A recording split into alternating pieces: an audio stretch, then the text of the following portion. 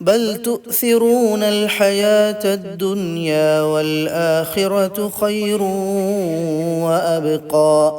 اب آئیے، اس قدر قبر کے متعلق احادیث وارد ہوئی ہیں، اس قدر وارد ہوئی ہیں کہ اگر کوئی ادنا سا مسلمان جو ان احادیث کا مطالعہ کر لے تو کبھی بھی یہ جرأت کر ہی نہیں سکتا کہ وہ قبر کے عذاب کا، قبر کی نعمتوں کا انکار کر سکے۔ اس قدر کثرت سے، یعنی ایک حدیث، دو حدیث، تین حدیث نہیں، بڑی تعداد میں احادیث وارد ہوئی ہیں، موجود اور صحیح احادیث ہیں۔ چند احادیث کا ذکر کیا جاتا ہے آپ کے سامنے۔ سب سے پہلی حدیث صحیح بخاری کی کتاب الجنائز میں ہے اور صحیح مسلم میں بھی موجود ہے۔ اس حدیث کے راوی سیدنا ابو ایوب الانصاری رضی اللہ عنہ۔ کون ہے یہ؟ کہ وہ صحابی رسول ہیں۔ جب اللہ کے نبی صلی اللہ علیہ وسلم مدینے کے اندر داخل ہوئے تو جن کو نبی صلی اللہ علیہ وسلم کی مہمان نوازی کا شرف حاصل ہوا، اس صحابی رسول کا نام ابو ایوب انصاری رضی اللہ عنہ ہے۔ کہتے ہیں کہ خرج النبی صلی اللہ علیہ وسلم بعدما غربت الشمس، اللہ کے نبی صلی اللہ علیہ وسلم سورج کے غروب ہو جانے کے بعد اپنے گھر سے نکلے۔ فسمع صوتا، اللہ کے نبی نے آواز سنی، اللہ کے نبی نے آواز سنی۔ مغرب کے بعد آپ اپنے گھر سے نکلے، آپ نے آواز سنی۔ آپ فرماتے ہیں یہود تعذب فی قبورہا، یہ آواز دوسرے صحابہ نے نہیں سنی۔ کس نے سنی؟ نبی پاک صلی اللہ علیہ وسلم نے سنی۔ اور آپ نے کہا کہ میں نے جو آواز سنی وہ کون سی آواز ہے؟ یہودیوں کو ان کی قبروں میں عذاب دیا جا رہا ہے۔ یہ کتنی واضح بات اللہ کے نبی صلی اللہ علیہ وسلم نے کہا، یہودیوں کو ان کی قبروں میں عذاب دیا جا رہا ہے۔ اور طبرانی نے معجم کے اندر یہ روایت نقل کی۔ شیخ البانی اس حدیث کو صحیح قرار دیتے ہیں۔ عبداللہ ابن مسعود رضی اللہ عنہ اس حدیث کے راوی کہتے ہیں کہ آپ صلی اللہ علیہ وسلم نے کہا ان الموت لیعذبون فی قبورہم، یقینی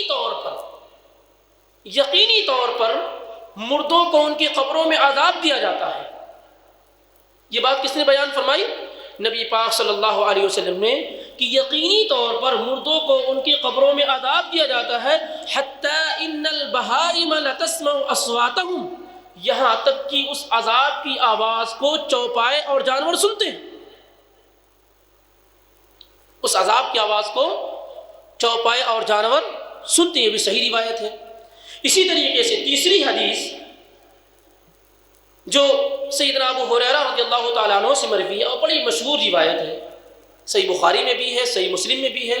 سیدنا ابو ہریرہ رضی اللہ عنہ سے مروی ہے اور ہماری اور آپ کی ماں ام المؤمنین عائشہ صدیقہ رضی اللہ عنہ سے مروی ہے۔ اور ہم سارے لوگ اللہ کے فضل اور اس کی توفیق سے وہ حدیث پڑھتے ہیں اپنی نمازوں میں۔ وہ کیا ہے؟ اللہم انی اعوذ بک من عذاب القبر۔ اللہ کے نبی نے سکھلائی کہ نہیں، جب تم تشہد میں ہو تو ان چار چیزوں سے پناہ طلب کرو۔ ان میں پہلی چیز کیا ہے؟ اللہم انی اعوذ بک من عذاب القبر، اے اللہ میں تیری پناہ میں آتا ہوں، تیری حفاظت میں آتا ہوں قبر کے عذاب سے۔ اے اللہ مجھے قبر کے عذاب سے محفوظ کر لے، بچا لے۔ یہ ہم اپنی نمازوں میں اسے پڑھتے ہیں۔ کتنی واضح دلیل ہے کہ آپ نے فرمایا کہ تمام نمازوں میں تشہد میں اسے پڑھو۔ دن بھر میں آدمی کتنی نمازیں پڑھتا ہے؟ 5 نمازیں فرض نماز پڑھتا ہے، 5 مرتبہ تشہد میں۔ کتنی مرتبہ ہے؟ 5 مرتبہ تشہد میں۔ اور سنتیں اور نوافل کیا ہیں؟ اس کے علاوہ ہے۔ تو ایک آدمی ایک دن میں کتنی مرتبہ قبر کے عذاب سے کیا ہے؟ پناہ طلب کرتا ہے، جو ضروری ہے نماز میں۔ باقی اسے دن اور رات میں ہر وقت اللہ رب العالمین سے قبر کے عذاب سے پناہ طلب کرتے رہنا چاہیے۔ چوتھی حدیث جو بڑی مشہور ہے، جو ہمارے کانوں نے بار بار سنی ہے، یہ بھی روایت صحیح بخاری اور صحیح مسلم میں، بڑے ہی مشہور صحابی جن کو مفسر قرآن اور حبر الامہ کے لقب سے ملقب کیا جاتا ہے، عبداللہ ابن عباس رضی اللہ عنہما، کہتے ہیں کہ مر النبی صلی اللہ علیہ وسلم بقبرین، اللہ کے نبی صلی اللہ علیہ وسلم 2 قبر کے پاس سے گزرے۔ اللہ کے نبی صلی اللہ علیہ وسلم 2 قبر والوں کے پاس سے گزرے۔ اب آپ دیکھیں حدیث کے الفاظ کیا ہیں، فقال انہما لیعذبان، آپ نے فرمایا ان دونوں قبروں والوں کو یقینی طور پہ عذاب دیا جا رہا ہے۔ یہ خبر آپ کو کیسے ملی کہ ان قبروں والوں کو عذاب دیا جا رہا ہے؟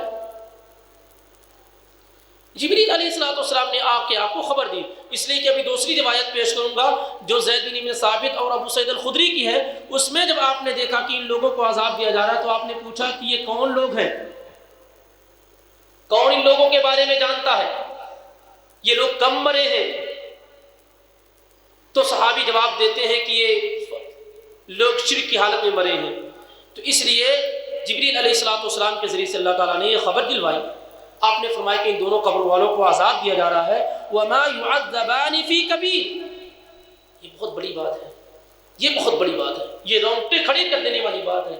آپ نے کہا ان دونوں قبر والوں کو عذاب دیا جا رہا ہے اور کسی بڑے گناہ کی وجہ سے عذاب نہیں دیا جا رہا ہے، کسی بڑے گناہ کی وجہ سے عذاب نہیں، یعنی قبر کے اندر عذاب چھوٹے گناہ کی وجہ سے بھی ہو سکتا ہے، قبر کے اندر عذاب چھوٹے گناہوں کی وجہ سے بھی ہو سکتا ہے۔ اس لیے آپ نے فرمایا دونوں قبر والوں کو عذاب کسی بڑے گناہ کی وجہ سے نہیں دیا جا رہا ہے، اور آپ نے واضح کیا ایک کو عذاب اما احدهما فكان لا يستتر من بوله، ایک آدمی کو عذاب تو صرف اس وجہ سے دیا جا رہا ہے کہ وہ اپنے پیشاب کے چھینٹوں سے نہیں بچتا تھا۔ اللہ اکبر، اتنا معمولی گناہ جس کا ارتکاب تو آج سارے نوجوان کرتے ہیں، وہ تو استنجا ہی نہیں کرتے، کھڑے جہاں نظر آئے پیشاب کرنا شروع کر دیے۔ پھر ایسے لوگوں کو تو یقینی طور پہ اپنے آپ کو قبر کے عذاب کی دعوت دے رہے ہیں، ایسے لوگ تو استنجا ہی نہیں کرتے۔ یہاں معاملہ تو ان لوگوں کا ہے جو پیشاب کے چھینٹوں سے بچ نہیں پاتے ہیں، بچتے نہیں ہیں۔ تو جو لوگ کھڑے ہو کر کے پیشاب کرتے ہیں، پانی کا استعمال نہیں کرتے، مٹی کا استعمال ہی نہیں کرتے، تو سراسر ناپاک ہو جاتے ہیں۔ تو آپ نے فرمایا ایک آدمی کو عذاب اسی وجہ سے ہو رہا ہے کہ وہ پیشاب کے چھینٹوں سے نہیں بچتا تھا، وَأَمَّا الْآخَرُ فَكَانَ يَمْشِي بِالنَّمِيمَةِ، اور دوسرے آدمی کو عذاب اس وجہ سے ہو رہا ہے کہ وہ چغلی کرتا تھا، ادھر کی بات ادھر لگاتا تھا۔ یہ چوتھی حدیث ہے۔ پانچویں حدیث جو زید بن ثابت رضی اللہ تعالیٰ عنہ سے اور ابو سعید الخدری رضی اللہ تعالیٰ عنہ سے مروی ہے، یہ بھی صحیح مسلم کے اندر موجود ہے۔ آپ نے فرمایا ان هذه الامه تبتلى في قبورها، یہ امت قبروں کے اندر آزمائی جاتی ہے بلا کسی تفریق کے۔ آپ نے کہا یہ امت قبروں کے اندر آزمائی جاتی ہے، اسے آزمائش میں ڈالا جاتا ہے۔ فلولا اللہ تدافنوا لدعوت اللہ ان يسمعكم من عذاب القبر الذي اسمع منه۔ اتنی سری بات ہے، اتنی سری روایت ہے کہ یہ امت قبروں کے اندر آزمائی جاتی ہے، اور اگر مجھے اس بات کا ڈر نہ ہوتا کہ تم اپنے مردوں کو دفن نہیں کرو گے تو میں اللہ سے التجا کرتا، اللہ سے ریکویسٹ کرتا کہ اے اللہ قبروں کے اندر دیے جانے والے عذاب کو لوگوں کو سنا دے، الذی اسمع منہ، جسے میں سن رہا ہوں، جسے میں سنتا ہوں۔ یعنی آپ نے اپنی طرف اشارہ کیا کہ قبروں کے اندر جو عذاب دیا جا رہا ہے جسے میں سن رہا ہوں، اگر مجھے اس بات کا خوف نہ ہوتا کہ تم اپنے مردوں کو دفن نہیں کرو گے تو میں اللہ سے ریکویسٹ کرتا، التجا کرتا کہ اللہ قبروں کے اندر دیے جانے والے عذاب کو تمام لوگوں کو سنا دے۔ لیکن میں جانتا ہوں کہ اگر تم قبروں کے اندر دیے جانے والے عذاب کو سن لو، دیکھ لو، تو اپنے مردوں کو دفن نہیں کرو گے، اپنے رشتہ دار احباب کو دفن نہیں کرو گے۔ پھر صحابی رسول فرماتے ثم اقبل علینا بوجہہ، پھر اللہ کے نبی ہماری طرف متوجہ ہوئے اور فرمایا تعوذوا باللہ من عذاب القبر، اے میرے صحابہ اللہ رب العالمین کی پناہ میں آؤ، اس کی حفاظت میں آؤ قبر کے عذاب سے۔ 3 مرتبہ آپ نے یہ بات ارشاد فرمائی، اور صحابہ کہتے ہیں کہ ہم اللہ کی پناہ میں آتے ہیں قبر کے عذاب سے۔ کتنی صحیح بات ہے، کیسے کوئی آدمی قبر کے عذاب کا انکار کر سکتا ہے؟